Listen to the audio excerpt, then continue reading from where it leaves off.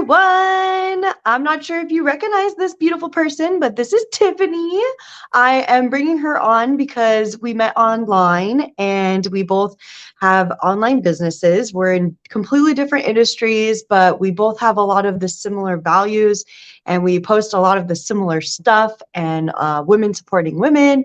And I really wanted to get her on and talk about a topic that I feel like in any industry comes up, and it's really cool to see other people's perspectives and be able to see like there's so many options to make money online, and it doesn't just have to be my business. It doesn't have to be just the way Tiffany does things. It just means to get out of your comfort zone and push past these objections, because so many people have them. I mean, I had objections when I started this business, and I learned how to push past them and realize what was truly holding me back.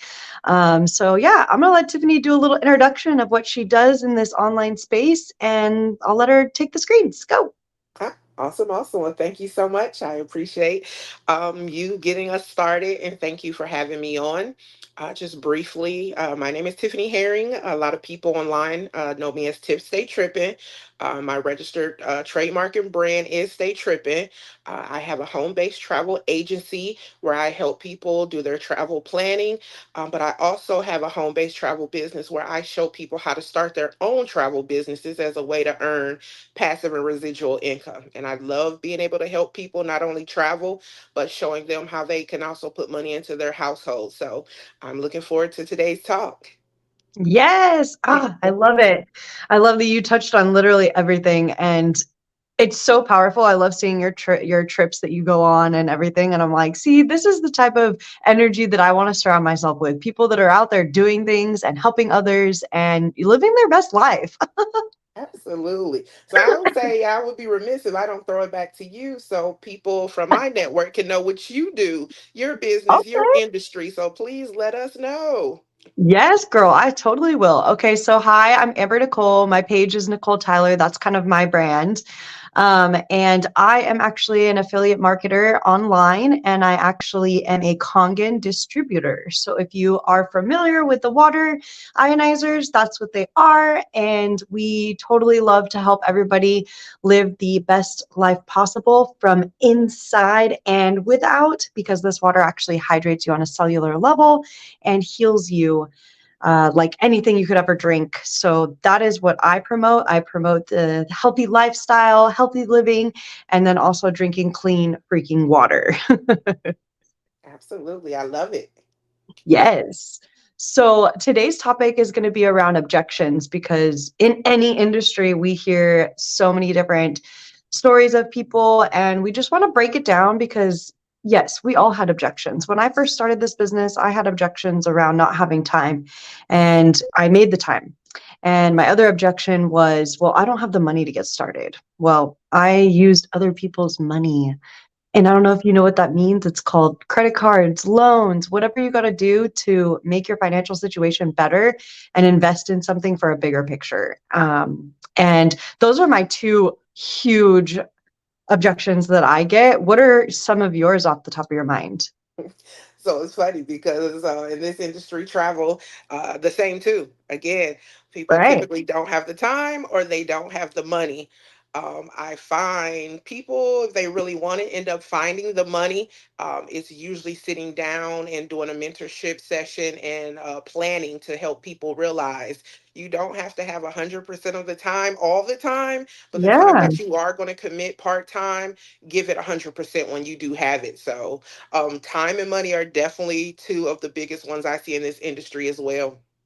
Yeah. And it's crazy because, like that was my objection. I didn't have time. I'm, busy with my life and whatnot, and working a full-time job. How am I going to have time to run a business? And all these people are telling me like, oh, it's only an hour a day, an hour a day.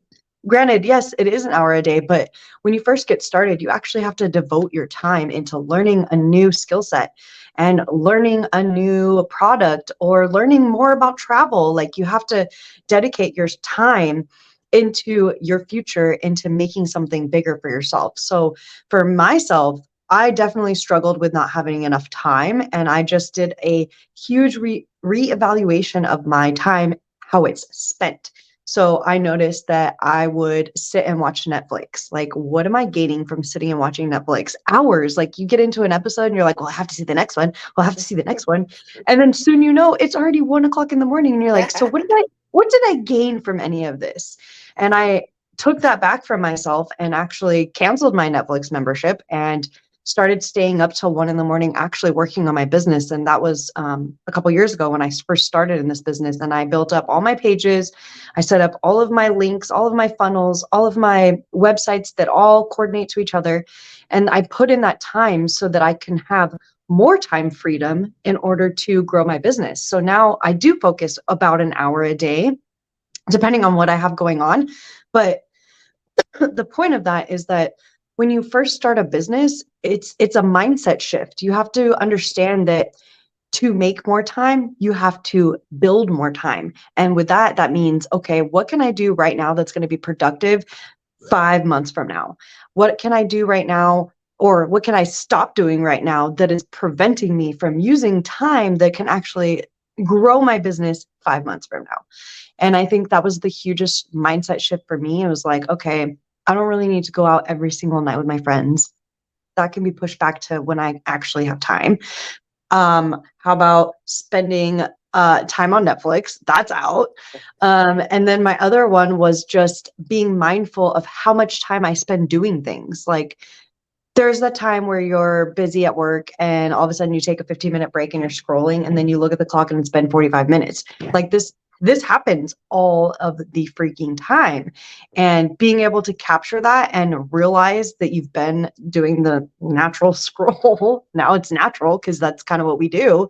But like being mindful and being able to capture it and tell yourself, okay, I'm only going to do this for 15 minutes. I just want to see what everybody's doing on Instagram or whatever the case may be.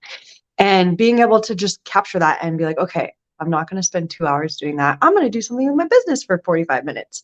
And being able to like set your time in your calendar, like block off the actual time, because I think that was where I struggled is I wasn't blocking off time in my calendar. So I wasn't actually spending the time doing what I needed to do. I would slack off and, oh yeah, I need to get to that. Okay, if it's in my calendar, I'm actually going to do it. So for you, what was your way of blocking time and making sure that you're not spending time in the wrong ways? Yeah, so full transparency, I am still working on me in blocking time. As Oh, you me too. mentioned, Me too. yeah, Me too. I'm getting better, but I have not mastered it. Let me tell you, and let me be honest. So, using a physical calendar really does help me. I'm usually one of those. I'm like, oh, I'll just throw it in my iPhone. I'll throw it on the calendar on the phone. Then, I might get somewhere and I have notes that's already in my physical calendar. They're not the same notes that's in my phone. So, I'm trying to make sure one, I put them in both places, even though that's redundant. But I really like tracking to a physical calendar much better to be able to write out my notes and different things to have that. For me, really a separation between my 9 to 5 and my business. I would say after 21 years of government service, I find myself like, oh, 5 more minutes, 10 more minutes, 2 hours later. And my 10-hour day can easily be a 12-hour day. And then I would be too tired to want to work my business. And then that's when I'm, oh, let me just take a nap. And next thing you know, there's another 2 to 4 hours gone. So again, I had to make that separation between my work-life balance. Very, very important to me now. I'm definitely getting much better of mastering that work-life balance because life is really all about peace of mind. For me, that's definitely part of self-care and your wellness. So the calendar, the balance, and just giving myself grace, knowing I don't know it all. I'll probably never know it all, but I need to No. focus, right? Focus on a few things. Work my business each day, but don't allow myself to get overwhelmed because there's so much to know in our industries that, again, you can overwhelm yourself and you can burn out quickly, even with social Mm, media. Don't mhm. allow yourself to burn out. You need some downtime. You can still show up every day, but that doesn't mean necessarily you have to do something every day. And what I mean by that, you can schedule posts. So you schedule those posts out for your business for a week's time, maybe even 2 weeks if you're very Yeah. adamant. Yeah, you really can get after some things and create that time space for you later in the week or weeks to come. So, again, just really looking at the time you have available and telling yourself and committing to what you want to achieve. Yes. Ugh, girl, you nailed it on the head. And what's funny, you brought up the whole writing on a real calendar because I actually bought a calendar for my purse that's like literally this big and it opens up big so you can actually write it in, but like carrying it with you, I think is very, I don't know what the word is, but it's very like it's hands-on. So like if I'm looking at my calendar like, oh, well, I didn't do that today. Let me move it to the next day. If it's in your phone, it's like you're right. It's kind of like, yeah, it's there, but do I look at it? Not as much as the paper one. Mm-hmm. Absolutely.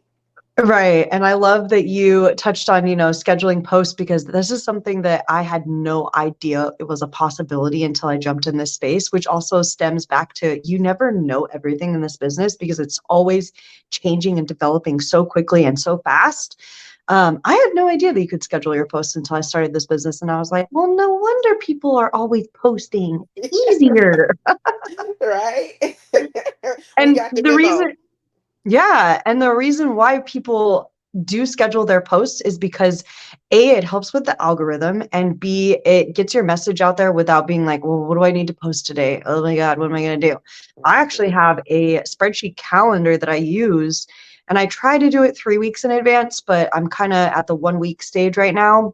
Yeah. But I typically have at least a week ready. So my week is already planned out for me. So if I want to throw up just a random post, which is usually on my stories or whatnot, but if I want to Mhm. throw up a random post, it's like it's straight from the heart and I don't have to be rushed because I already know that my scheduled posts are already there. So I can be truly authentic and I don't have to feel rushed. I think that's the main thing for me is not feeling rushed because nobody wants to feel rushed for their time restraints. I agree with you.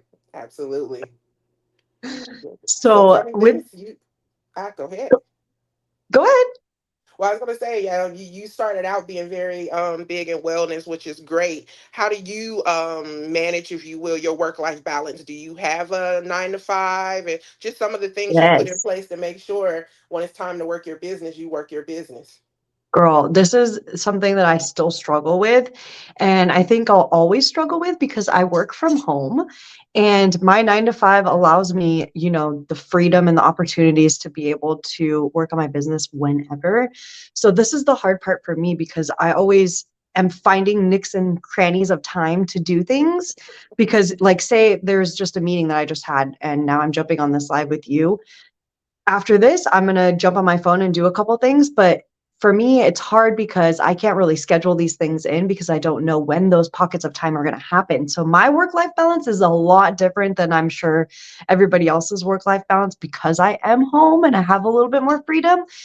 And also, it's harder because I have to make sure that I'm still getting my work done on top of getting my business work done. So my work life balance is a little different and a little kind of iffy, but I definitely have the balance down to the point of, okay, I'm now clocked off and I'm not working for them anymore. And I actually that's when I have the blocked off hour where I actually sit down and I'm responding to messages. I'm liking comments that people have responded on my Instagram. Like I have those type of things that I'm working on, but you're right, having a work-life balance is super important because you will get burnout, just like I did when I worked in my accounting job. So I think I've touched a little bit about it with you, but I was working in accounting for about 12 plus years, and I decided to quit because it wasn't projecting me into where I want to be with my business, and it wasn't putting me in a position where I'm going to excel in my business.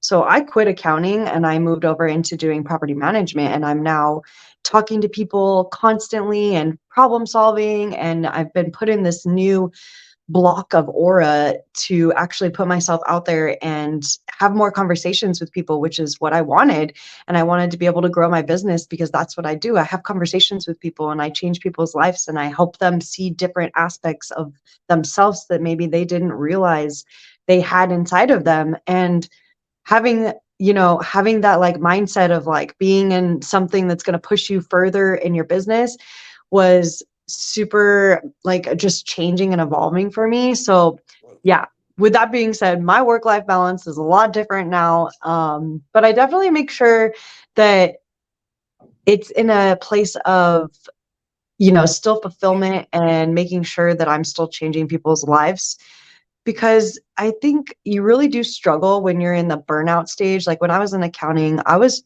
like burnt out, didn't want to do anything. Like I would come home and I don't want to even touch a computer, phone, nothing because I'm burnt out and I don't even want to conversate with people. Mhm. And just sitting in front of Netflix was the easiest thing to do. But Yeah. is the easiest thing to do going to push you towards your goals? No. And it all boils down to finding something that you feel passionate about, that you feel, motivated by. Like, I can't tell you how many online businesses I looked into before actually jumping into this one. And it just had to feel right in my soul. And I just had to know, like, this is it. And as soon as I found out about my business, I was like, oh, yeah, this is it. This is exactly what I'm looking for. It ticks all my boxes. And it's going to help me live that freedom lifestyle because eventually I don't want to work my 9 to 5 and I want to be able to just travel like Tiffany and not have to worry. Absolutely.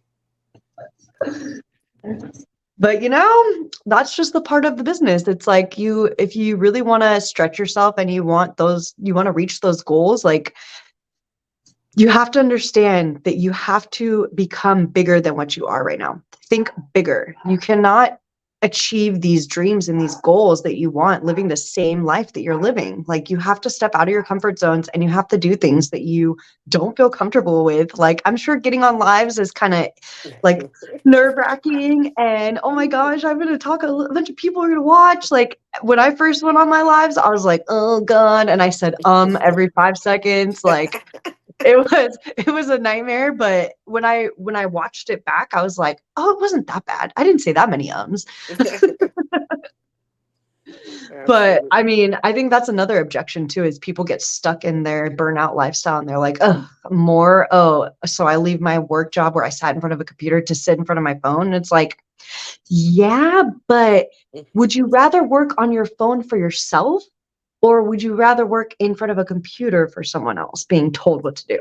Like there's just that big piece of what would it look like in the future if this could be the vehicle to get you to the place or your dreams that you're trying to reach.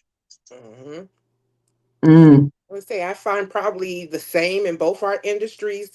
When you start looking at your why do you want something different? Why do you want to get out of your comfort zone? Why does your situation need to change? You'll start making changes in your life, shifts with your mindset to start putting mm, things in place so you can start working and investing in yourself. yeah. Again, I know for me, I don't want to.